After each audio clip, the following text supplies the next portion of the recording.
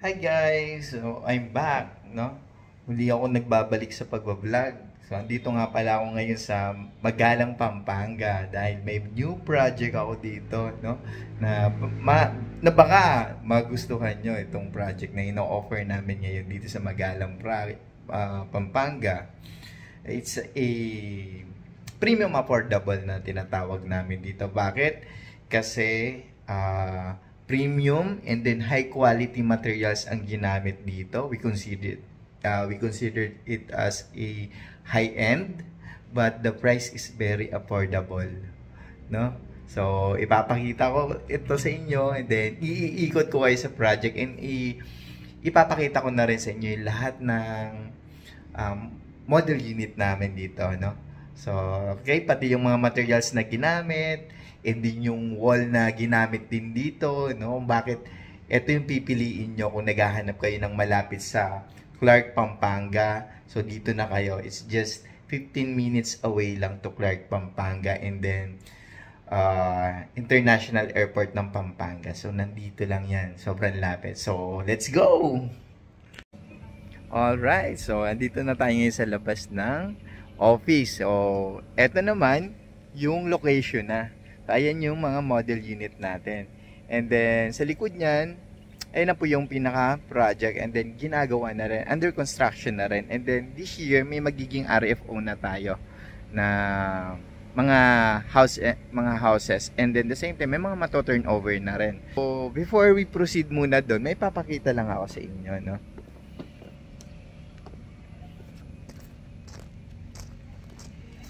So, ito yung ginagamit namin, no? Ito yung plus wall. We use plus wall, and then ito naman yung conventional wall na kung saan ito yung common na ginagamit ng mga ibang developer the same time sa paggawa ng bahay, no? Na common na nakikita natin, which is the hollow blocks. Yan, or tinatawag natin conventional wall.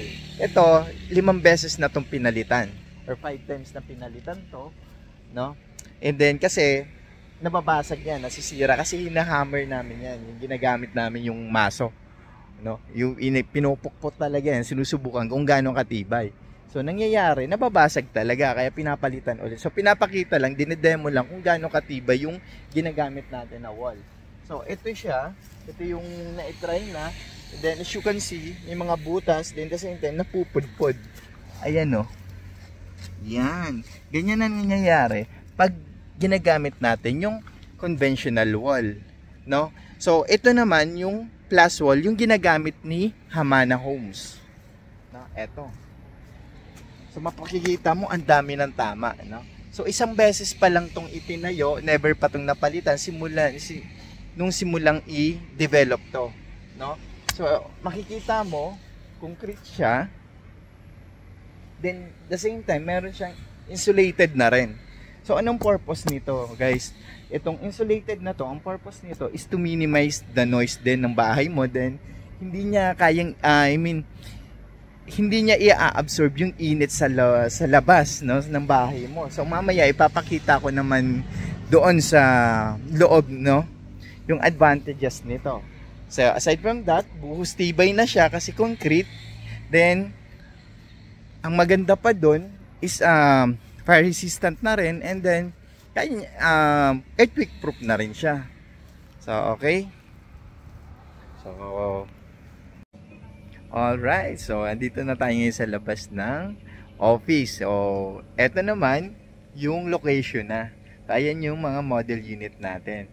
And then, sa likod niyan, ayun na po yung pinaka-project, and then ginagawa na rin, under construction na rin. And then this year may magiging RFO na tayo na mga houses, and then the same time may mga mato-turnover na rin.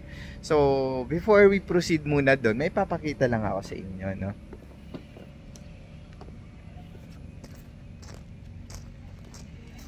So ito yung ginagamit namin, no? Ito yung plus wall. We use plus wall, and then ito naman yung conventional wall na kung saan ito yung common na ginagamit ng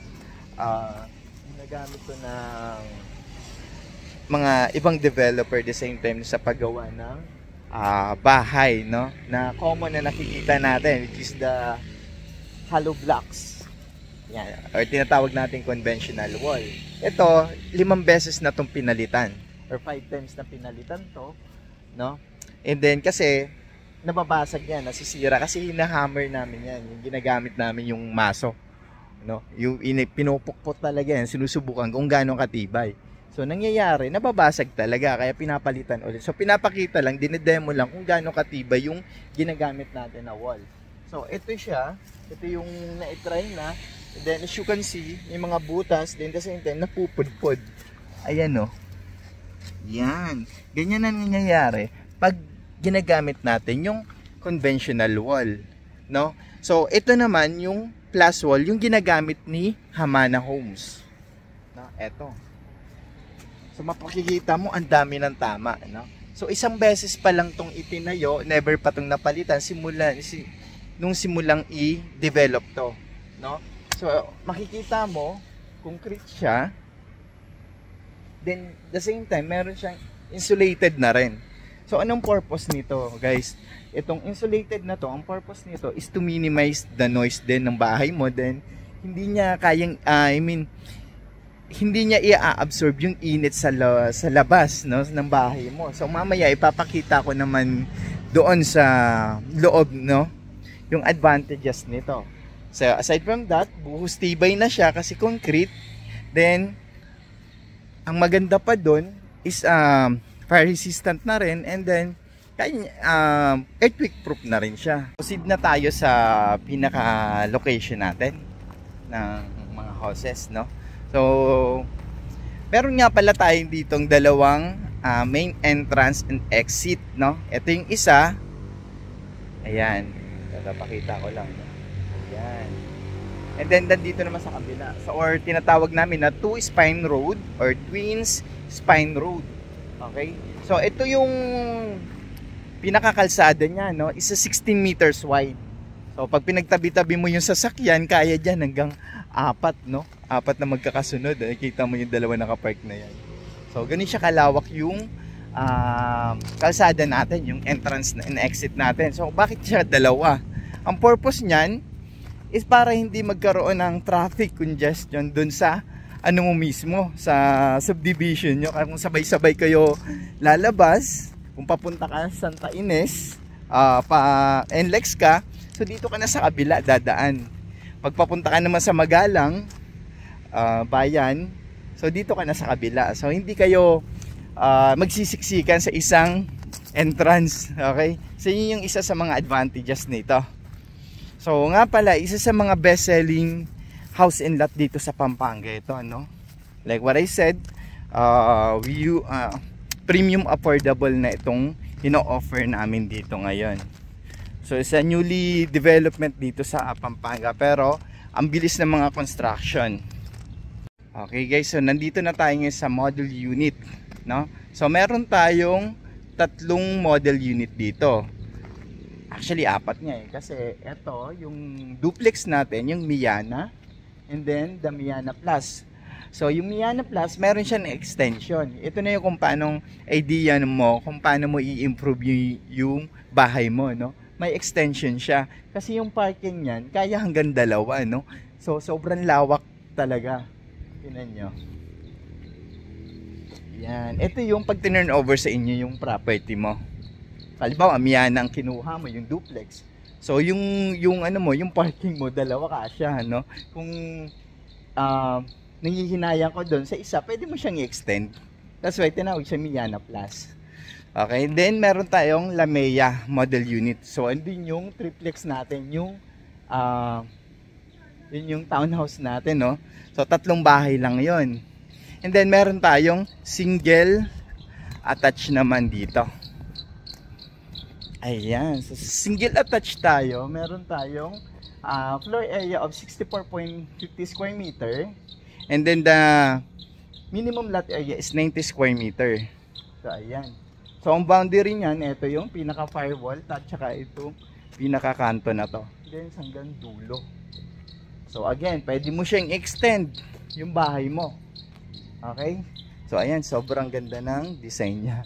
No? Minimalist siya. So ito yung temperature. So meron tayong temperature dito. Papakita ko lang. Sa ngayon guys is 4:40 na ng hapon. No? Yung ano ngayon is 37.4 degree. Ayan. So it's 37 degree. Okay, pasok tayo sa loob. Ito yung pinakabahay. Okay. So walang grabe. Ang sarap sa loob. Hindi mo ma-feel yung init sa labas. Okay, kasi usual 'di ba pag conventional wall, lalo na pag mga nakasarado katulad nito, puro salamin, yung init niya na-absorb, no? So, 'yun. So, ang gamit lang dito, walang aircon dito. Guys, so nakasarado. And then ito yung temperature niya. Ayun, nakadikit. It's 32 degree. So, ayan. It's 32 degree. No? So, ganun niya i-minimize yung init sa labas. Ceiling naman, you can see, mataas yung ceiling natin. So, nga pala, pag turn over to yung property, hindi siya naka-drop ceiling, guys, ha. So, it's an idea lang to paano mo siya i-improve yung unit mo or paano mo siya i-interior, no? Kahit mag-i-drop ceiling mo, still mataas yung ceiling mo, no? Pwede ka pa mag-chandelier dyan, no? Ito naman yung papuntang second floor natin. Okay, ito yung living room. Tapos meron tayo dito nga pa. Ayan. Yung powder room natin. Okay, so proceed tayo naman sa second floor. Okay, so kitchen.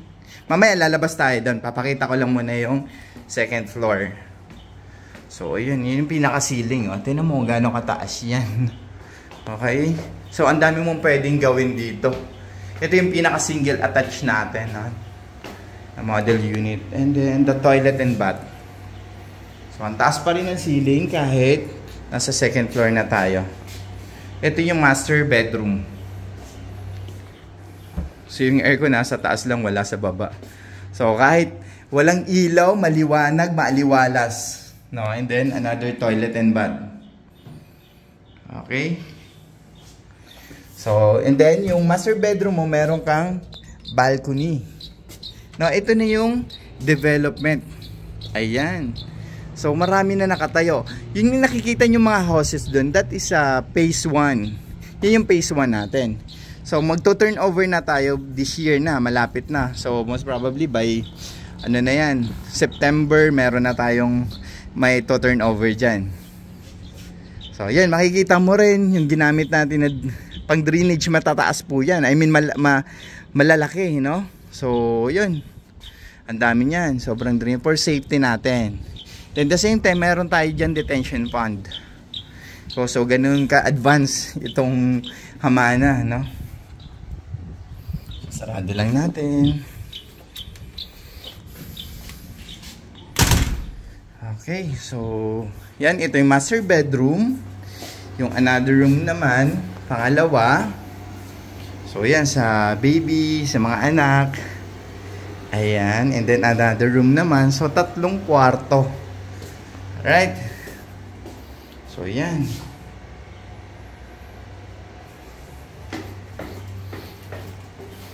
Okay. So yan, palabas naman tayo. Punta naman tayo dito sa labas. So ito yun. So pwede ka pang mag-extend dito, no? Nasa sa'yo na yan kung paano mo siya i-gagawin. Pero pwede mo siyang i-extend. Okay? So ito yung sinasabi ko na another space siya. So pwede kang mag-extend ang house mo para maging another kwarto mo. Halimbawa, andito yung parents mo, hindi na kayang umakyat sa taas, pwede mo siyang gawing another room, no? So ayan. Okay? So proceed naman tayo sa Miana, tsaka yung Miana Plus. Ito yung duplex. Yung duplex namin.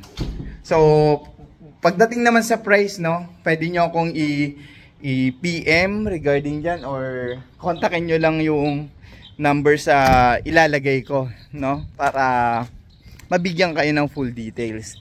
Pero ako na nagsasabi sa inyo na mababa lang yung price na to. Okay? So ito naman yung Miana duplex. Ito yung pag turn over. Yan. 54 square meter and then the minimum lot area is 80 square meter. Okay? So yan, pakita ko lang.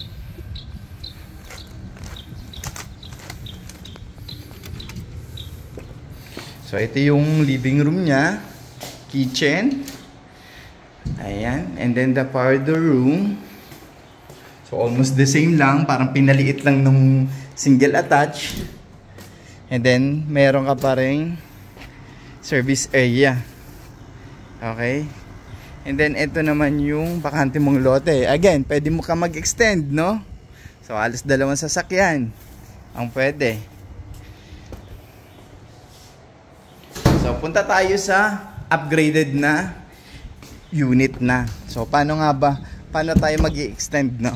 Yung Miana Plus. Ito naman yung townhouse. Huwag na tayo pumunta dyan. Dito na lang tayo. Okay, the Miana Plus expanded duplex. So ang total niya is 75 square meter. Minimum lot area is 80 square meter, no? So ito na yan. Ito na yung in-extend. Okay? So improve unit na to. Binihisa na siya. So same lang yung taas nun. Ay, hindi pala tayo umakyat, no? Sige, akyat na nga tayo dito. So ayan, pati yung kitchen niya naka-extend na rin. Ginamit niya na yung bakante. So ito na yon. Ito yung pinaka-kitchen niya, no? So yun, ito po. And then the powder room. And then kita nyo? In-extend niya na. Ayan. Ito yung ginawang room pa. So parang nasa 21 square meter to. Then meron siyang toilet and bath. So ayan. So mataas yung ceiling. So punta tayo sa second floor. Ayan.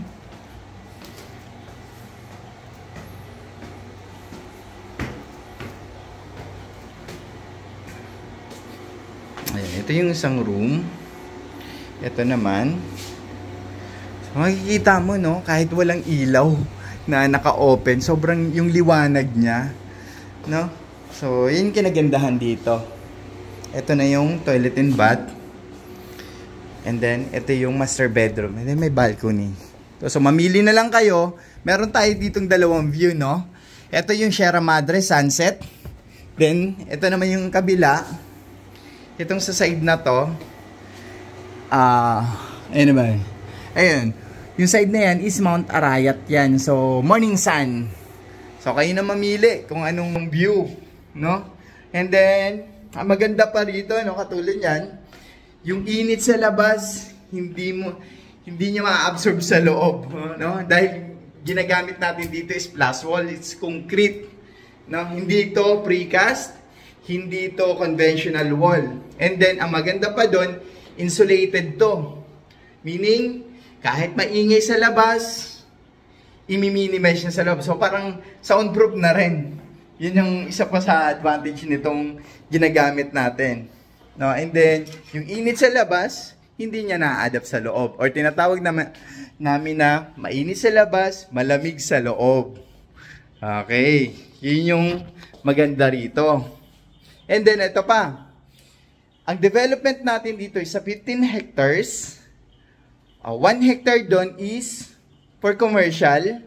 And then, 42% open space.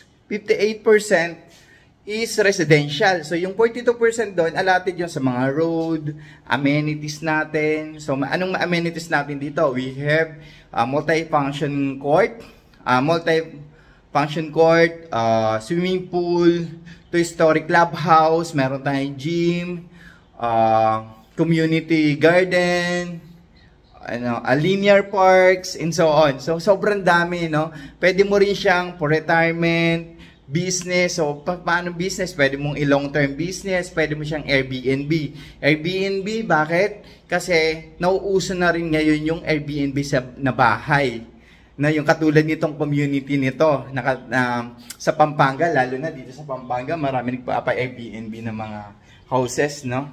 Basta may pool, pwede lang gamitin, no? So, pwede mong iparent siya ng around 2,500 to 3,000. Imagine kung napaparent mo siya ng 2,500 to 3,000 per night, in just 20 or 30 days, computerin mo magkano pwede mong kitain, no? Assuming lang 20 days.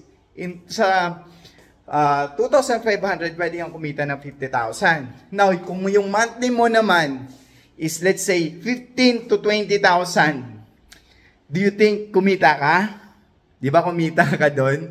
So, isa yon sa mga pwede mong potential na pagkakitaan to, no? So, yun yung advantages na kumuha ka ng sa mura pang halaga, and then so soon, pwede mo siyang ibenta ng mas mataas na price. Then, ipi-flip mo yung tinatawag natin na flipping na, halimbawa, binili mo ngayon ng pre-selling, let's say, binili mo siya ng 4 million or 3.8 million. Ayan binanggit ko na yung price That's for a duplex. Diyan nag-i-start, 3.8 to 4 million.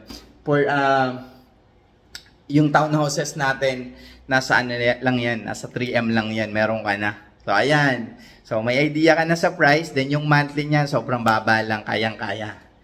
So, kung gusto niyo makakuha ng quotation, pwede namin isend sa inyo. No, pwede nyo kaming kontakin, yung team ko. Anyway, I have a team here.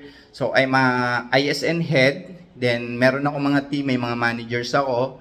So, kung gusto nyo, pwede kong ibigay yung details nila, no, para mabigyan kayo ng proper presentation, then the same time, the computation nitong project na to. And then, may discuss din sa inyo ng maayos yung yung Hamana Homes, no? Hindi kahit nasan kayo, nasa abroad man kayo, like katulad niyan, nakaraan yung bumili sa amin from Singapore, yung iba from Saudi. So kahit saan sulok ng mundo, no, kung naghahanap ka ng property, so napakadali na lang na yan. We can do online, no? Asikasuhin natin yan, tutulungan namin kayo hanggang sa ma-turnover yung property nyo. Okay? So, for now, dito lang muna yung vlog natin. So, kung meron man akong kulang na, anyway, you can message us, message me. So, para maibigay namin ng full details, no? So, sa ngayon, ito lang, pinakita ko lang, no? Biglaan lang to yung pag-vlog ko ngayon. Inaisipan ko lang na i-vlog kasi it's a Sunday. It's a Sunday na wala akong kasama sa office. Ako ngayon nung nandun. Kaya habang nag-aantay, nagpapatay oras ako ngayon. And then, i-vlog ko na lang. No? Okay guys, thank you so much for watching. Ingat tayong lahat. Bye-bye.